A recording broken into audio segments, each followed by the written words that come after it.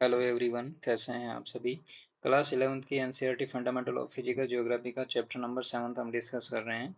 और इससे previous session में हमने तरंग और जो धाराएं हैं यानी जो कोस्टल एरिया है वहाँ पर अपर दन और निक्षेपण से कौन कौन सी टोपोग्राफी बनती है उसके बारे में डिस्कस किया था। तो आज उसी टॉपिक को कंटिन्यू करते हैं, यानी जो तरंग और धाराएं हैं उनसे जो टोपोग्राफी बनती है उसको कंटिन्यू करेंगे। और हमने प्रीवियस सेशन में जैसे यहाँ पे बीच के बारे में पढ़ा था, पुलिन के बारे में, बैरियर्स के बारे में, स्पिट के बारे में और लेगून के बारे में। ये सारी चीज़ें एक बार डायग्राम में देखते हैं, ठीक है। तो इसके आगे जो भी पोर्शन है हमारा, हम डिटेल से डिस्कस करेंगे। जैसे फॉर एग्जांपल, चलिए छोड़िए, यहाँ पे ये आगे चीज़ें आएगी तो आगे डिटेल से डिस्कस करेंगे। फॉर एग्जांपल ये डायग्राम अटैच किया हुआ है, ठीक है। तो इनमें हम डिटेल से 3D में देखेंगे कि ये एक्चुअली में कैसे बनते हैं। तो यहाँ पे है कि निम्न अवसादी तट, ठीक है।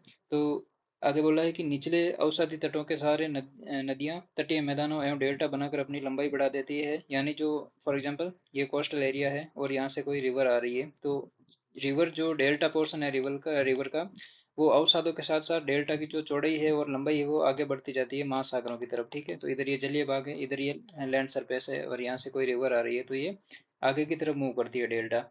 कहीं कहीं लेगून व ज्वारीय संकरी खाड़ी के रूप में जल भराव के अतिरिक्त तटरेखा सम या चिकनी होती है। यानी फॉर एग्जांपल इस डायग्राम को देखते हैं तो यहाँ पे कोई रिवर का दिखा नहीं रहा एक्चुअली में। एक मिनट, चलिए इस डायग्राम में देखते हैं। फॉर एग्जांपल इमेजिन कीजिए यहाँ ग्लेशियर नहीं है, ग्लेशियर को एक बार स्किप करके यहाँ पे सोचिए कि यहाँ पे रिवर बह रही है, ठीक है। तो जैसे ही नदी आएगी, फॉर एग्जांपल यहाँ पे ये जलीय पोर्शन है, ठीक है, ये जलीय पोर्शन है। तो जैसे ही रिवर आएगी यहाँ पे डेल्टा बनाएगी तो डेल्टा क्या है, क्रमिक रूप से आगे बढ़ेगा। जैसे फॉर एग्जाम्पल एक बार वापस यहाँ देखते हैं। डेल्टा कहने का मतलब जो भी नदी अपने साथ में गाद लेके आएगी तो वो धीरे धीरे आगे बढ़ाएगी डेल्टा को, ठीक है, महासागरीय पोर्शन की तरफ, ठीक है। तो इस टाइप की टोपोग्राफी बनती है। तो सागरोन्मुख स्थल मंद ढाल लिए होते हैं, यानी जो सागर की तरफ जो पोर्शन हो, जैसे फॉर एग्जाम्पल गंगा रिवर है तो गंगा रिवर का जो डेल्टा है वो बंगाल की खाड़ी की तरफ जलीय पोर्शन में एक मंद ढाल बनाएगा। जैसे हमने जो जलोढ़ पंख पढ़े थे नदी के अपर्दन और निक्षेपण के पॉइंट ऑफ व्यू से, जब नदियां हैं जो हिमालय नदियां हैं वो मैदानी क्षेत्र में उतरती है तो वहां पर एक जलोढ़ पंख का निर्माण करती है, ठीक है। इस टाइप का जो जलोढ़ पंख है उसका निर्माण करती है, ठीक है। तो महासागरों में भी ऐसे कैसे, जैसे गंगा नदी है वो बंगाल की खाड़ी में ऐसे कैसे जो जलोढ़ पंख है वो डेल्टा के रूप में निर्माण करती है। और जितना ज़्यादा लॉन्ग टाइम होगा उतनी उसी के साथ में जो अवसाद है वो लेके आती है और जमा करती जाती है। तटों के साथ समुद्री पंख व दलदल पाए जाते हैं, यानी समुद्री पंख बनते हैं। और उसी प्रकार से तटों पर निक्षेपित स्थलाकृतियां बहुतायत में होती है। तो जब मन डाल वाले अवसादी तटों पर तरंगे अनियमित होती है तो तल के अवसाद भी दोलित होते हैं। यानी जो ये कंटिन्यूस जो डेल्टा बनता है, यदि ये डिसकंटिन्यू हो जाए, फॉर एग्जांपल ये एक नंबर ये है और दूसरा डेल्टा मान लीजिए कि ये इस टाइप का बन गया, ठीक है। तो जो अनसर्टेनिटी आई है एक सिमिलर लाइन में, उसकी वजह से जो तल का अवसाद है वो भी दोलित होता है और इसके परिवहन से अवरोधिकाएं लेगून स्पीड निर्मित होते हैं। तो इस प्रकार से बाद में जो डाइवर्स जो टोपोग्राफी है वो क्रिएट होती है। लेगून कालांतर में दलदल में परिवर्तित हो जाता है जो बाद में तटीय मैदान बनते हैं। इसे निक्षेपित स्थलाकृतियों का बना रहना अवसादी पदार्थों की स्थायी और लगातार पूर्ति पर निर्भर करता है। यानी जो कोस्टल एरिया में जो लैंडफॉर्म्स क्रिएट होते हैं वो कंटिन्यू तब तक रहेंगे जब तक कोई नदी है जो अवसाद कंटिन्यूस लाते रहेगी। यदि नदी ने अवसाद लाने बंद कर दिए तो कोस्टल एरिया में जो टोपोग्राफी है वो बननी बंद हो जाएगी और बार बार जो रिवर जो वेव्स है, महासागरीय वेव्स है, इनको समतल बना देगी, जैसे इस टाइप का क्रिएट कर देगी। अवसादों के अतिरिक्त तूफान व सुनामी लहरें इसमें अभूतपूर्व परिवर्तन लाती है। बड़ी नदियां जो अधिक नदभार लाती है, यानी जो गाद लाती है, अवसाद लाती है, निचले अवसादी तटों के साथ डेल्टा बनाती है। अब जैसे फॉर एग्जांपल गंगा नदी है वो अपेक्षाकृत ज्यादा अवसाद लाती है एज कम्पेयर टू गोदावरी हो या कावेरी हो, तो इस वजह से वहाँ पे बहुत विस्तृत डेल्टा बन रहा है। वर्ल्ड का one of the largest river delta है वो क्रिएट करती है गंगा नदी, ठीक है। और इसी के साथ में जैसे नदी इधर से अवसाद लेके आ रही है तो जो महासागरीय धाराएं हैं, सुनामी है, वो क्या करती है, इनको समतल करने की कोशिश करती है यहाँ पे टोपोग्राफी को, ठीक है। अब देखिए यहाँ पे है कि हमारे देश के पश्चिमी तट पर चट्टानी निवर्तन है, यानी रिट्रेटिंग है तट है। और पश्चिमी तट पर अपवर्तित आकृतियां बहुतायत में मिलती है। भारत के पूर्वी तट निचले अवसाद तट है और इन तटों पर निक्षेपित स्थलाकृतियां पाई जाती है। इन दोनों तटों की उत्पत्ति की प्रकृति को जानने के लिए हमने जो फिजिकल जो भारत का भौतिक पर्यावरण है 11th क्लास की एनसीईआरटी डिस्कस की थी। तो उस समय हमने जो पश्चिमी और पूर्वी तटीय मैदान है उनके बारे में जो बनने का उनका फॉर्मेशन क्या है, जियोलॉजी क्या है, जियोमॉर्फोलॉजी क्या है, ये सारी चीजें हमने उस चैप्टर में डिटेल से डिस्कस की थी। यदि आपने जो 11th क्लास की इंडिया की एनसीईआरटी पुस्तक का डिस्कस नहीं किया है तो मेक श्योर कि आप एक बार उसको भी जरूर गो थ्रू कीजिए। ठीक है। तो इसी प्रकार से नेक्स्ट है, अब अपर्दित स्थल स्वरूप कौन कौन से हैं, यानी जो कोस्टल टोपोग्राफी है उसमें अपर्दित स्थल स्वरूप कौन कौन से हैं। तो इसमें देखिए कि जहाँ ऐसे तट जहाँ अपरदन प्रक्रिया प्रमुख है, यानी जो इरोजन है वो मेजोरिटी में है, वहाँ प्राय दो मुख्य आकृतियां जैसे तरंग घर्षित भृंगु और वेदिकाएं पाई जाती है। लगभग सभी समुद्री भृंगु की ढाल तीव्र होती है, जो कुछ मीटर से लेकर 30 मीटर या इससे अधिक हो सकती है। इनकी तलहटी पर एक मंद ढाल वाला या समतल प्लेटफॉर्म होता है जो समुद्री भृंगु से प्राप्त सेल और मलबे से ढका होता है। अगर ये प्लेटफॉर्म तरंग की औसत ऊंचाई से अधिक ऊंचाई पर मिलता है तो इसे तरंग घर्षित वेदिकाएं कहते हैं।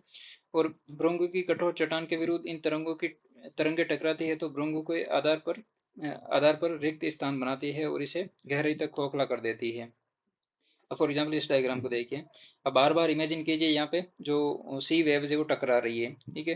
तो इस डायरेक्शन में टकरा रही है, उधर से इस डायरेक्शन में टकरा रही है, तो धीरे धीरे क्या है कि जो ये क्लिप का निर्माण होता है, जैसे फॉर एग्जाम्पल यहाँ पे सी आर्क बना है, यहाँ पे केव बनी है, तो ये जो महासागरीय धाराएं हैं बार बार टकराती है, तो इन वजह से ये टोपोग्राफी निर्माण होता है। ठीक है। तो इस वजह से देखिए यहाँ पे सी क्लिप बना हुआ है, यहाँ पे बीच बना हुआ है, तो यहाँ पे कहने का मतलब है कि जहाँ पे केव बनती है वहां पे सी वेव डायरेक्ट आके टकराती है। ठीक है।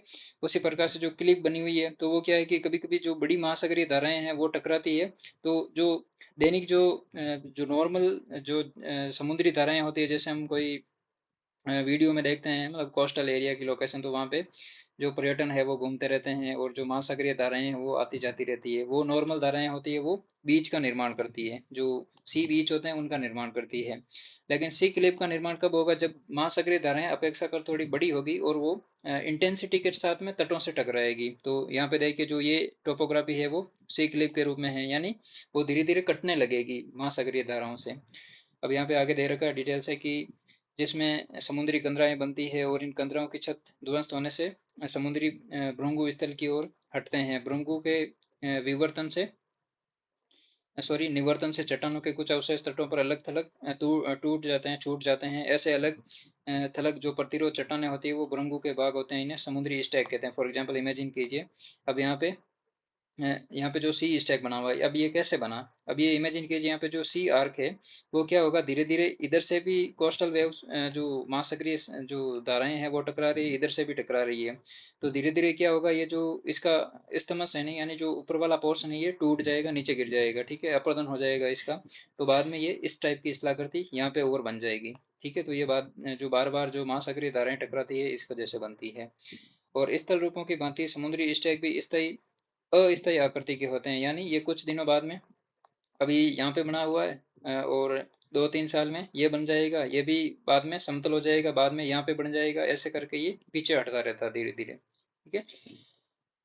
जो तरंग अपर्दन द्वारा समुद्री पहाड़ियों व भृंगों की भांति धीरे धीरे तरंग समुद्री मैदानों में परिवर्तित कर देती है, यानी सी बीच बना देती है वहां पे। और आगे ये है कि जो प्रवाहित जलोढ़ से आच्छादित रेत व सिंगिल चौड़े यानी जो पुलिल जो बीच बना देती है बाद में धीरे धीरे। ठीक है। पहले स्टैक बनता है, उसके बाद में ये सी बीच में निर्माण हो जाता है, क्योंकि यहाँ पे जो स्टैक वाला पोर्शन है यहाँ पे एकदम समतल पोर्शन क्रिएट हो जाता है। अब नेक्स्ट है हमारा निक्षेपित स्थल स्वरूप। ठीक है। तो अब निक्षेप, अब हमें जो क्लिप पड़ी थी, टेरेस पड़े थे, केव पड़े थे, स्टेक पड़े थे, ये सारे है अपर्दन के द्वारा जो महासागरीय वेव्स बार बार टकराती है इस स्थल से, तो वहां पे अपर्दन की वजह से बनता है। तो अब ये निक्षेपण से कौन कौन से बनते हैं, पहला बनता है बीच और दूसरे बनते हैं ड्यून्स, यानी जो बार बार महासागरीय धाराएं हैं वो अपने साथ में अवसाद लेके आती है। ठीक है। और वो यहाँ पे जमा करके वापस खाली लौट जाती है। तटों की प्रमुख विशेषता पुलीन की उपस्थिति है, यानी बीच की उपस्थिति है। यद्यपि उबड़ खाबड़ तटों पर भी ये टुकड़ों में पाई जाते हैं। वे अवसाद जिनसे पुलीन निर्मित होते हैं अधिकतर थल से नदियों व सरिताओं द्वारा अथवा तरंगों के अपरदन द्वारा बहाकर लाए गए पदार्थ होते हैं, यानी या तो नदी लेके आती है अ, या फिर महासागरीय धाराएं अपने साथ में अपर्दन करके लेके आती है। तो दोनों साइड से ये अवसाद आके यहाँ पे जमा होता है और इनसे बीच निर्माण होता है। पुलिन अस्थायी स्थलाकृति के होते हैं। कुछ रेत पुलिन यानी जो सैंड बीच होते हैं जो स्थायी प्रतीत होते हैं, जैसे हमारे जो कच्छ का रण है, ठीक है, तो कच्छ का रण है जो एक लार्ज एरिया है, वो स्थायी बीच के रूप में परिवर्तित मतलब निर्मित हुआ है। किसी और किसी और मौसम में स्थूल कंकड़ पत्थरों की तरंग पट्टी में परिवर्तित हो जाते हैं। अधिकतर पुलिन है वो बीच है वो रेत के आकार के छोटे कणों से बने होते हैं, यानी जो महीन सैंड पार्टिकल्स होते हैं, जो कले होती है और जो सैंड होता है, इनसे ये जो बीच है वे बने होते हैं, ठीक है। सिंगल पुलिन में अत्यधिक छोटी गुटिकाएं अथवा गोलास्मिकाएं मिलती है, यानी जो कठोर पोर्शन पीछे रह जाता है। जैसे फॉर एग्जांपल यहाँ पे ये बीच है, इमेजिन कीजिए यहाँ पे ये एक बीच है, ठीक है, यहाँ पे ये बीच वाला पोर्शन है। अब यहाँ पे इमेजिन कीजिए बीच में कहीं पे कठोर थोड़ी छोटी चट्टानें बची हुई है, ठीक है, तो उस जो टोपोग्राफी को हम क्या बोलेंगे, वहाँ पे एक तो गुटिकाएं होगी और एक गोलास्मिकाएं होगी, यानी जो बड़े बड़े कंकड़ पत्थर मिल जाएंगे कहीं कहीं। पुलिन के ठीक पीछे पुलिन तल से उठाई रेत अ, उठाई गई रेत जो ड्यून्स के रूप में निक्षेपित हो जाती है। तटरेखा के समानांतर लंबाई में कटकों के रूप में बने रेत और टिब्बे निम्न तलछटों पर अक्सर देखे जा सकते हैं। यानी जो पुलिन होते हैं, पुलिन के जस्ट बैक साइड में, यानी जो स्थलीय भाग होता है उस साइड में क्या बनते हैं, इस साइड वाले पोर्शन में क्या बनते हैं, यहाँ पे लिखा हुआ है कि ये जो रेत के टिब्बे टाइप इस टाइप की जो टोपोग्राफी है वो बनती है। अब नेक्स्ट पोर्शन इंपॉर्टेंट है। नेक्स्ट जो टोपोग्राफी है उसमें एक तो है रोधिका, यानी जिसको बार्स बोलते हैं, रोध यानी बैरियर्स बोलते हैं, स्पीट यानी इंग्लिश में स्पीटी बोलते हैं इनको। अब ये कैसे बनती हैं कि समुद्री अपतट पर तट के समानांतर पाई जाने वाली रेत और सिंगल की कटक अपतटक रोधिकाएं, यानी जो ऑप्स और बार्स होते हैं वो कहलाते हैं। ऐसी अपतटीय रोधिकाएं जो रेत के अधिक निक्षेपण से ऊपर दिखाई पड़ती है, उन्हें रोध रोधिका यानी बैरियर रीफ कहते हैं। यानी जो ग्रेट बैरियर रीफ है ऑस्ट्रेलिया के उत्तरी पूर्वी तट पर, उस टाइप की टोपोग्राफी बनती है। जैसे फॉर एग्जाम्पल इस डायग्राम में देखिए, तो यहाँ पे बैरियर रीफ बनी हुई है, ठीक है। तो ये कैसे बनी है, कहने का मतलब जो महासागरीय धाराएं हैं अपेक्षाकृत यहाँ पे अपर्दन नहीं कर पाती है, यहाँ पे डिपोजिशन कर पाती है। यहाँ पे जो टोपोग्राफी का स्ट्रक्चर इस टाइप का है कि यहाँ पे अपर्दन कम होता है और निक्षेपण ज्यादा होता है, जैसे फॉर एग्जाम्पल यहाँ पे बना हुआ है, ठीक है। तो ये सारी बैरियर्स है। अपतटीय रोध व रोधिकाएं प्राय या तो खाड़ी के प्रवेश पर या नदियों के मुहाने के सम्मुख बनती है। कई बार इन रोधिकाओं का एक सिरा खाड़ी से जुड़ा हुआ होता है, जिन्हें स्पीट कहते हैं। अब फॉर एग्जांपल इस पे इमेजिन कीजिए, यहाँ पे बैरियर बना हुआ है, ठीक है। अब यहाँ पे ये बैरियर बना हुआ है। अब यहाँ पे ये खाड़ी है, ये जलीय पोर्शन है, और यहाँ पे ये स्थलीय पोर्शन है। तो अब इसका कुछ एक हुक टाइप का कुछ टोपोग्राफी बनता है, उसको हम सैंड स्पीट कहते हैं। जैसे फॉर एग्जाम्पल इस डायग्राम में देखिए, यहाँ पे इसको बोलेंगे हम सैंड बार, और जो आगे वाला ये पोर्शन है इसको बोलेंगे हम स्पीट, ठीक है। तो पर्टिकुलर स्पीट हम इसी को बोलेंगे, ठीक है, इस पूरे वाले पोर्शन को स्पीट नहीं बोलेंगे, ठीक है। तो ये गोदावरी नदी के जो सम्मुख डेल्टा बनता है वहां पर स्पीट का निर्माण हुआ है, ठीक है। तो इस टाइप की टोपोग्राफी बनती है। उसी प्रकार से नेक्स्ट है कि शीर्ष स्थल से एक सिरा जुड़ने पर भी स्पीड विकसित होते हैं। रोधिकाएं रोध और स्पीड धीरे धीरे खाड़ी के मुख पर बढ़ते रहते हैं, जिससे खाड़ी व समुद्र में खुलने वाला द्वार तंग हो जाता है, और कालांतर में खाड़ी एक लेगून में परिवर्तित हो जाती है। यानी क्या होता है, कालांतर में धीरे धीरे जो ये वाला पोर्शन है वो ये भी आपस में मिल जाता है, ठीक है। तो इस वजह से यहाँ पे ये जैसे चिल्का झील है वो इसी टाइप से बनी हुई है, चिल्का झील है वो इसी टाइप से बनी हुई है। ये पूरा पोर्शन यहाँ पे एक मतलब बैरियर की टाइप का, जो ये वाला बैरियर है इमेजिन कीजिए, इसको यहाँ पे रख दीजिए, ठीक है। तो इस वजह से यहाँ पे चिल्का झील बनी हुई है। अब यहाँ पे एक जियोग्राफी में और टर्म है, ठीक है, डीप टर्म है जो अभी एनसीईआरटी में नहीं है। टोम्बोलो क्या होता है, ठीक है। अब टोम्बोलो वह इस्तेला करती है, एक तो मेन जो लैंड पार्ट है और एक आइसलैंड है, यानी एक द्वीप है। अब इन दोनों द्वीप और मेन लैंड को जोड़ने वाला जो पोर्शन है उसको बोलेंगे टोम्बोलो, ठीक है। ये डीप टर्म है, कभी एग्जाम में पूछ ले, ठीक है, जनरल एग्जाम में भी पूछ ले। तो ये जो स्पीड है इसी का एक जो स्पीड में क्या होता है कि स्पीड ये डिपोजिशनल पोर्शन है और आगे इसके एक हुक जैसा बना हुआ है, ठीक है। तो इसको तो बोलते हैं स्पिट, और जो आइसलैंड से मेन जो लैंड है उसको कनेक्ट करता है उस पोर्शन को बोलते हैं टोम्बोलो, ठीक है। याद रखना इंपॉर्टेंट टर्म है, ठीक है, टोम्बोलो। ठीक है। नेक्स्ट है कि लेगून भी धीरे धीरे स्थल से लाए गए तलछटों या पुलिन से वायु द्वारा लाए गए तलछटों से लेगून के इस स्थान पर एक चौड़े व विस्तृत तटीय मैदान विकसित हो जाता है। अब कालांतर में क्या होता है, धीरे धीरे यहाँ से हवा द्वारा या कोई नदी है उसके द्वारा यहाँ पे गाद जमा कर दी जाती है। तो इधर से तो महासागरीय धाराओं ने एक बैरियर बना दिया और इधर से नदियों ने अवसाद लाके इसको भर दिया। तो बाद में ये क्या है कि बाद में एक संप्राय मैदान के रूप में बदल जाते हैं धीरे धीरे। ठीक है, तो ये है नेक्स्ट। ठीक है, अब नेक्स्ट यहाँ पे एक इम्पोर्टेंट इन्फॉर्मेशन दे रखी है कि यहाँ पे जो समुद्र के अपतट पर बनी रोधिकाएं तूफान और सुनामी लहरों के आक्रमण के समय सबसे पहले बचाव करती है। यानी जो सुनामी आती है और जो बड़ी सागरीय लहरें आती है वो हमें जो एग्रीकल्चरल लैंड है, चाहे वो बायोडाइवर्सिटी है, इनकी रक्षा करती है।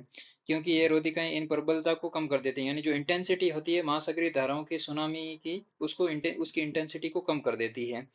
इसके बाद रोध, पुलिंग, बीच, स्तूप और मैंग्रोव है जो इनकी प्रबलता को झेलते हैं। यानी इमेजिन कीजिए, फॉर एग्जांपल ये बैरियर है यहाँ पे और इधर से सुनामी आ रही है, सुनामी की लहरें आ रही है। तो यहाँ पे पहले इस बैरियर से टकराएगी तो इसकी जो लहरों की इंटेंसिटी है वो कम हो जाएगी। उसी प्रकार से यहाँ पे इमेजिन कीजिए, यहाँ पे मैंग्रोव वनस्पति है और यहाँ पे बार है, बीच है, ठीक है, और ये स्पीट है, ठीक है, टोम्बोलो है। तो बाद में क्या है कि बैरियर से टकराने के बाद में जो महासागरीय धाराएं हैं वो इन वाले पोर्शन से टकराएगी तो इनकी इंटेंसिटी और कम हो जाएगी, तो हमें ये डबल फायदा होता है। ठीक है, उसी प्रकार से नेक्स्ट है कि अगर हम तटों के किनारों पर पाए जाने वाले मैंग्रोव या तलछट जो सेडिमेंट्री बजट से छेड़छाड़ करते हैं तो तटीय स्थलाकृतियां अपरदित हो जाएगी और मानव बस्तियों को तूफानों और लहरों से सामना करना पड़ेगा। ठीक है, तो यही है कि हमें जो मैंग्रोव फॉरेस्ट है और जो लैंड टोपोग्राफी है, जो बीच है, और इनको हमें प्रोटेक्ट करना चाहिए। ठीक है, तो ये कुछ जो 3D डायग्राम में हमने चीज़ें देखी है जो बेसिकली सैंड डिपॉजिट से बनती है। ठीक है, बीच हो गया, लेगून हो गई, बे हो गई। ठीक है, उसी प्रकार से इनलेट हो गया, बैरियर जो आइसलैंड हो गया, टोम्बोलो हो गया, ये सारी चीज़ें पड़ी है। अब हेडलैंड क्या होता है कि हेडलैंड जो फेसिंग एरिया होता है, जो वेव फेसिंग एरिया, उसका जो ऊपर वाला पोर्शन होता है उसको हेडलैंड बोलते हैं। ये खाड़ी हो गई। ठीक है, उसी प्रकार से जो मरैन टेरिस है, यानी जो बार बार जो महासागरीय धाराएं टकराती है तो उनसे एक सीढ़ी नुमा स्थलाकृति बनती है। हमने रिवर टेरिस पढ़ा था, वैसा का वैसा यहाँ पे जो मरैन टेरिस यानी जो सागरीय टेरिस वेदिकाएं बनती है। ठीक है, तो ये बेसिकली हमने तरंग अपरदन के बारे में पढ़ा था। ठीक है, अब नेक्स्ट हमारा जो पोर्शन है इम्पोर्टेंट, पवन यानी विंड से कौन कौन सी अपरदन और निक्षेपण की स्थलाकृतियां बनती है। ठीक है, इसको देखते हैं एक बार। तो यहाँ पे है कि उष्ण मरुस्थलों में, उष्ण मरुस्थलों के दो प्रभावशाली अनाच्छादनकर्ता कारकों में पवन एक महत्वपूर्ण अपरदन का कारक है। यानी जो उष्ण मरुस्थल है उनमें दो अनाच्छादन कारक है। कौन से हैं? पहला तो है पवन, ठीक है, और दूसरा भी आगे पढ़ेंगे। मरुस्थल, मरुस्थलीय धरातल शीघ्र गर्म और शीघ्र ठंडे हो जाते हैं। उष्ण धरातलों के ठीक ऊपर वायु गर्म हो जाती है जिससे हल्की गर्म हवा प्रक्षुब्धता के साथ ऊर्ध्वाधर गति करती है। इसके मार्ग में कोई रुकावट आने पर भंवर या वाताग्रह बनते हैं और अनुवाद या उत्वाद प्रवाह उत्पन्न हो जाता है। पवनें मरुस्थलीय धरातल के साथ साथ भी तीव्र गति से चलती है। यानी क्या होता है, जो जो डेजर्ट एरिया है वहाँ पे क्या है कि लैंड पोर्शन है वो जल्दी हीट हो जाता है। जल्दी हीट होने की वजह से जो लॉन्ग वेव रेडिएशन है, ठीक है, वो कहने का मतलब वापस वायुमंडल की तरफ जाती है। तो जो ऊपरी वायुमंडल का जो स्तर है उसका टेम्परेचर भी अपेक्षाकृत बढ़ा देती है। ठीक है, तो इस वजह से ये भंवर है, चक्रवात है, ये उत्पन्न होते हैं। ठीक है, उसी प्रकार से इनके मार्गों में रुकावटी पवनों पवनों में विक्षोभ उत्पन्न होते हैं। विक्षोभ का मतलब जो छोटे छोटे भंवर होते हैं, ठीक है, वो उत्पन्न होते हैं। निस्संदेह तूफानी पवन अत्यधिक अधिक विनाशकारी होते हैं। पवन अपवाहन, घर्षण आदि द्वारा उत्पन्न करती है। अपवाहन में पवन धरातल से चट्टानों के छोटे कण व धूल उठाती है। अपवाहन का मतलब है कि पवन ऊपर उठ रही है। ठीक है, तो इसको मतलब अपवाहन बोलते हैं। वायु की परिवहन की प्रक्रिया में रेत व बजरी आदि औजारों की तरह धरातलीय चट्टानों पर चोट पहुंचाकर घर्षण करती है। फॉर एग्जाम्पल ये मरुस्थलीय पोर्शन है, अब यहाँ पे तेज गति से पवन आई और यहाँ पे टकराई, तो यहाँ से कुछ पोर्शन है, छोटे छोटे कंकड़ पत्थर है, वो इनको उठा के आगे पटकेगी। ठीक है, तो एक तो क्या होगा कि जब ये हवा में उठेंगे तो ये आपस में टकराएंगे, छोटे छोटे पार्टिकल्स है तो ये टूट जाएंगे हवा में। दूसरी बात है कि जब ये तीव्र गति से जाके अगले पोर्शन में टकराएंगे तो यहाँ पे जमीन पे घर्षण फ्रैक्शन क्रिएट करेगी। ठीक है, तो इस वजह से ये औजार के रूप में काम करते हैं। यहाँ पे गड्ढा कर देगी, ठीक है, इस यहाँ पे सैंड ड्यून बना देगी। ये वर्क करते रहते हैं, इरोजनल और डिपोजिशनल दोनों। जब वायु में उपस्थित रेत के कण चट्टानों के तल से टकराते हैं तो इनका प्रभाव पवन के समय पर निर्भर करता है। यानी जब ये वापस टकराते हैं तो यदि पवन की स्पीड ज्यादा होगी तो ये और अधिक उछलेंगे हवा में। ये प्रक्रिया बालू घर्षण यानी जो सैंड ब्लास्टिंग है जैसी होती है। सैंड ब्लास्टिंग का मतलब है कि कण आपस में टकराते हैं, एक तो जमीन पर टकराते हैं, और दूसरा थोड़ा सा सतह से, कहने का मतलब 1 मीटर से कम ऊंचाई पर ये टकराते हैं, आपस में टूटते हैं, तो हमें कुछ आवाज आती रहती है। ठीक है। मरुस्थलों में पवनें कई रोचक अपरदन और निक्षेपण स्थल स्वरूप बनाते हैं। ठीक है, इनको अभी हम आगे डिटेल में पढ़ेंगे। वास्तु में मरुस्थल में वास्तव में मरुस्थलों में अधिकतर स्थलाकृतियों का निर्माण वृहद सरण और प्रवाही जल की चादर यानी जो सीड फ्लड होती है उनसे होते हैं। यद्यपि मरुस्थलों में वर्षा बहुत कम होती है, लेकिन अल्प समय में मूसलाधार वर्षा होती है, यानी जो टोरेंशियल रेनफॉल होता है उसकी वजह से कुछ चेंजेस आते हैं लैंडफॉर्म्स में। मरुस्थलीय चट्टानें अत्यधिक वनस्पति विहीन होने के कारण तथा दैनिक तापांतर के कारण यांत्रिक और रासायनिक अपक्षय से अधिक प्रभावित होती हैं। यानी एक तो यहाँ पे मरुस्थल में वनस्पति नहीं है, यानी पेड़ पौधे जीव जंतु नहीं है, और दूसरा यहाँ पे दैनिक तापांतर हाई रहता है। ठीक है। तो यहाँ पे इसके कारण यहाँ पे यांत्रिक और रासायनिक अपक्षय से अधिक प्रभावित होते हैं। अतः शीघ्र क्षय होता है और वेग प्रवाह इस अपक्षय जनित मलबे को आसानी से बहा ले जाता है। यानी एक एक सिस्टम होता है ना कि वहाँ पे यदि 2 दिन छोड़ के एक दिन बारिश हो जाए तो वहाँ पे क्या है कि अपर्दन कम होगा। लेकिन इमेजिन कीजिए जहाँ पे सैंड ड्यून्स है वहाँ पे बारिश बिल्कुल ही नहीं हो रही, तो वहाँ पे जो पवन है वो अपेक्षाकृत ज्यादा इंटेंसिटी के साथ में अपर्दन और निक्षेपण करती है।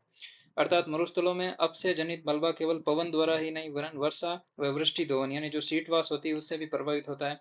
पवन केवल महीन मलबे का ही अपवहन कर सकती है, और वृहद अपरदन मुख्यतः परत यानी जो बाढ़ है वो वृष्टि धोवन से ही संपन्न होता है। यानी जो पवन होती है वो स्मॉल स्केल पर छोटे छोटे जो पार्टिकल्स होते हैं सैंड और कले के, उस टाइप के जो पार्टिकल्स होते हैं उनको एक दूसरे स्थान पर ले जाती है। लेकिन जो लार्ज स्केल पर जो बड़े बड़े पार्टिकल्स होते हैं जो हमारे हाथ में आसानी से जल जाते हैं, जिसे हम चलाने की कोशिश करते हैं, ठीक है, तो छोटे थे उस टाइम पत्थर फेंकते थे एक दूसरी जगह, ठीक है, तो इस टाइप के जो पार्टिकल है वो नदी जब मैदानी क्षेत्र में सॉरी जब मरुस्थलीय क्षेत्र में बारिश होती है और उसके साथ में जो पार्टिकल्स है वो बह के जाते हैं, तो इस वजह से ये पॉसिबल है। मरुस्थलों में नदियां चौड़ी अनियमित वर्षा के बाद में अल्प समय तक ही प्रवाहित रहती है। कहने का मतलब वर्षा हुई, ज्यादा पानी इकट्ठा हुआ तो थोड़ा बह के चला गया, नहीं तो जमीन में रिस गया। ठीक है, तो ये बेसिकली रिवर सिस्टम होता है। अब नेक्स्ट है हमारा जो अपर्दनात्मक स्थल स्वरूप है वो कौन कौन से हैं। ठीक है, तो अपर्दनात्मक स्थल स्वरूप में पहला है पेडिमेंट, यानी पेडिमेंट, और दूसरा है पदस्थली पेडी प्लेन। एक तो होता है पेडिमेंट और दूसरा होता है पेडी प्लेन। ये दोनों चीजें क्या है इनको एक बार देखते हैं। मरुस्थलों में भूदर्शय का विकास मुख्यतः पेडिमेंट का निर्माण व उसका उनका ही विकसित रूप है। पर्वतों के पाद पर मलबे रहित व मलबे सहित मंद ढाल वाले चट्टानी तल पेडिमेंट कहलाते हैं। फॉर एग्जाम्पल इमेजिन कीजिए ये वाला पोर्शन है। ठीक है, एक तो है यहाँ पे पेडिमेंट बोला है, दूसरी टर्म कौन सी है, पेडिप्लान। ठीक है, तो ये है पेडिमेंट। अब पेडिमेंट क्या है, पेडिमेंट क्या है कि ये जो हिली एरिया है इसके जस्ट नीचे वाला पोर्शन है, इसके जस्ट नीचे वाला यहाँ पे माउंटेन है, माउंटेन के बाद में आता पेडिमेंट, पेडिमेंट के बाद में आता पेडिप्लान। ठीक है, पेडिप्लान है ना पदस्थली है। ठीक है, तो ये वाला पोर्शन है वो क्या है, पदस्थली है। जैसे ये प्लेन है, ठीक है, तो प्लेन के आगे आप पेडी लगा दीजिए, ठीक है, पेडिप्लान बन जाते हैं।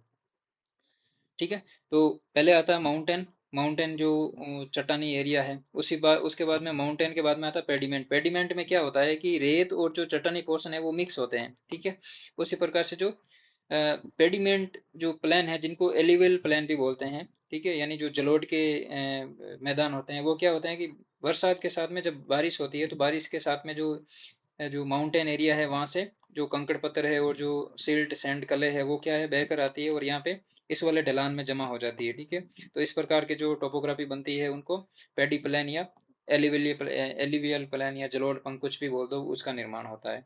ठीक है, और अंत में जो वर्षा का जल है वो एक झील झील रूप में जमा हो जाता है जिसको हम पलाया झील बोलते हैं।